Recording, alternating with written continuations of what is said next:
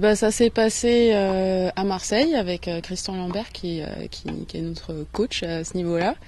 Il nous a emmenés d'abord dans son atelier où on a appris tout ce qui est mécanique sur cette voiture-là parce que c'est un véhicule assez spécifique. De toute façon, nous on connaissait rien déjà à la base, même une voiture normale, donc à celle-là encore moins. Donc on a eu toute une journée de mécanique où on a appris comment changer les roues, comment changer les cardans, les rotules, les filtres à air, enfin tous les petits problèmes techniques qu'on risque de rencontrer. Et après on a eu le lendemain toute une journée où on a on a appris les bases de conduite sur cette voiture, sur un circuit à Vitrolles.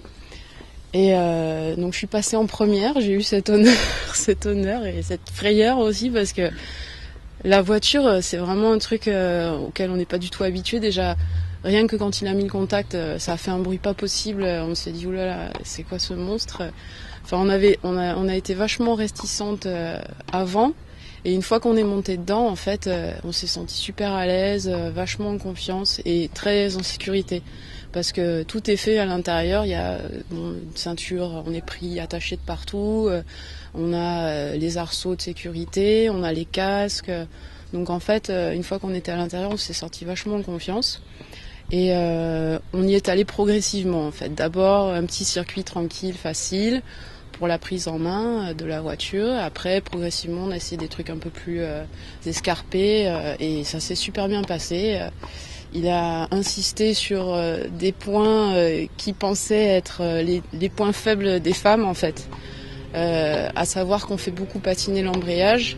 Donc il a dit si vous voulez pas le casser, parce que de toute façon si ça vous arrive, vous n'allez pas pouvoir le changer vous-même, il faut tout de suite relâcher la pédale d'embrayage.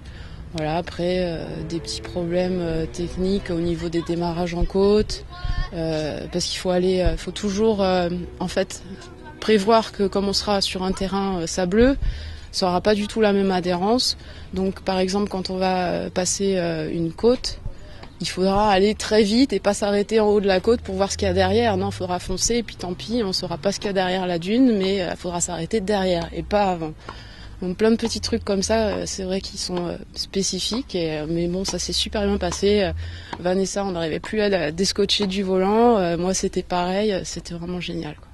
C'est super. Ça va, on se sent quand même en confiance là-dedans. Ouais. Zéro défaut, bien. Rien à dire.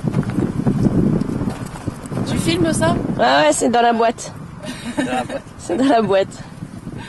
On a fait notre stage de navigation. En fait, on est obligé par l'organisation de participer à un stage de navigation, puisqu'on part en n'ayant qu'une carte et qu'une boussole, donc on nous lâche pas non plus dans le désert comme ça. Et donc on a fait un stage dans un régiment d'artillerie, parce qu'en fait l'organisatrice qui était assez en cheville avec l'armée de terre nous a offert la possibilité de faire ce stage avec eux, parce que l'armée reste encore un des derniers pôles en France qui sache bien enseigner le type de navigation à la boussole et à la carte.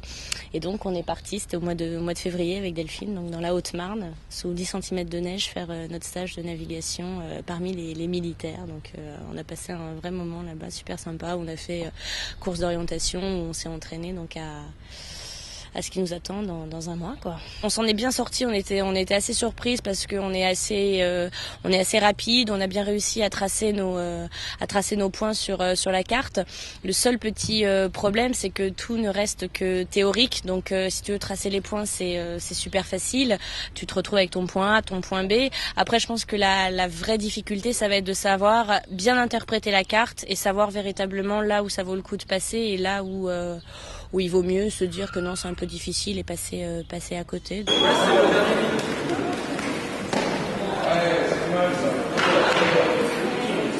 En fait, c'était la première fois qu'on se retrouvait avec les autres filles, enfin une partie des autres filles, parce qu'il y a eu plusieurs stages de navigation, et notamment on en a rencontré certaines avec qui on est devenus potes, parce qu'effectivement on a tellement de choses en commun que ça en devient drôle et que finalement on fait vite connaissance. En fait, il y avait deux styles de filles en fait. Il y a celles qui, comme nous, travaillent depuis plus d'1 an sur le projet parce qu'il faut qu'elles réunissent des sponsors, etc. Et puis il y en a d'autres qui, pour le coup, sont un petit peu plus gâtées que nous parce qu'elles font partie d'un équipage qui est sponsor du rallye. Donc quelque part, elles n'ont pas eu ce problème de trouver des sponsors, qui est ce qui nous a pris le plus de temps avec Delphine. Mais qu'on soit avec sponsor tout trouvé ou sponsor qu'on a dû chercher, les filles sont super sympas et on est toutes super contentes de se retrouver dans un mois quand la pression monte. On a eu tellement de temps devant nous pour le voir venir que maintenant, ce que ça arrive, ça nous paraît... on a eu une petite montée de pression, mais on sera prête, il n'y a pas de problème. Je suis super excitée d'un côté parce que je me dis ça fait 1 an qu'on attend ça et que il va falloir vraiment qu'on se fasse plaisir parce qu'on l'a vraiment voulu. Et puis d'un autre côté j'ai un petit pincement parce que je me dis il y a encore tellement de choses à faire. Je me dis des trucs tout bêtes pourvu que je me casse pas une cheville avant de partir, parce que là vraiment on est tellement si proche du truc que ce serait trop bête de faire tomber le truc. Mais c'est vraiment bon, si en règle générale un sentiment d'euphorie. Mettez une gazelle dans une classe de primaire, donnez-lui la parole et laissez la magie opérer. Vous obtenez 31 élèves plus intéressés et curieux les uns que les autres. Comme toutes les gazelles, Vanessa Bongrand et Delphine Van Malder partent au Maroc fortes d'un projet caritatif. Elles y associent les élèves d'une classe de CM2 de l'école Jules Ferry 2 de Savigny-sur-Orge. Ça cale. Oui. En y réfléchissant avec Delphine, on s'est dit que le plus toc, ce serait de faire partager notre événement aux enfants. Et donc on a monté cette idée en fait d'avoir un relais dans une classe d'école primaire et de pouvoir permettre aux enfants de nous suivre et de participer à notre aventure et aussi de nous aider à récolter des dons humanitaires pour le rallye. Et puis le choix de l'école en fait il était un peu personnel parce que c'était l'école dans laquelle j'ai été élève il y a 20 ans. Donc c'est l'école Jules Ferry 2 à Savigny, voilà. Sponsorisées en grande partie par la ville de Savigny, les gazelles ont ainsi l'occasion de rendre l'appareil. Les enseignantes de la classe choisie ont tout de suite trouvé un intérêt direct à partager l'expérience de Vanessa et Delphine. La course d'orientation déjà parce que c'est quelque chose normalement qu'on travaille avec les élèves en CM2 et l'action humanitaire du fait d'apporter des manuels, des affaires scolaires aux autres enfants du Maroc qui en ont pas forcément autant que nous. Donc c'est surtout l'action humanitaire qui nous intéressait pour ça. Elle va donner des fournitures scolaires aux petits-enfants qui n'en ont pas. Avec l'argent qu'on a récolté pour la classe de neige, comme a dit mon camarade tout à l'heure, on va acheter des nouveaux stylos et des livres pour leur en donner et puis voilà. J'étais surtout surprise parce qu'ils ont posé beaucoup de questions, enfin on les sentait vraiment intéressés au projet. Il y avait même parfois trop de questions, mais au moins j'étais super contente parce que ça montrait qu'ils avaient envie de nous suivre, quoi. C'était pas non plus quelque chose qu'on leur imposait sans qu'ils aient leur mot à dire, donc non, c'était cool. En juin, gazelles, élèves et maîtresses se retrouveront pour une grande course d'orientation et pour partager les souvenirs du rallye.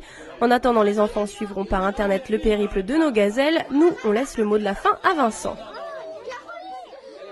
Gagner, c'est pas vraiment important. Le bon geste, c'est de faire une action humanitaire.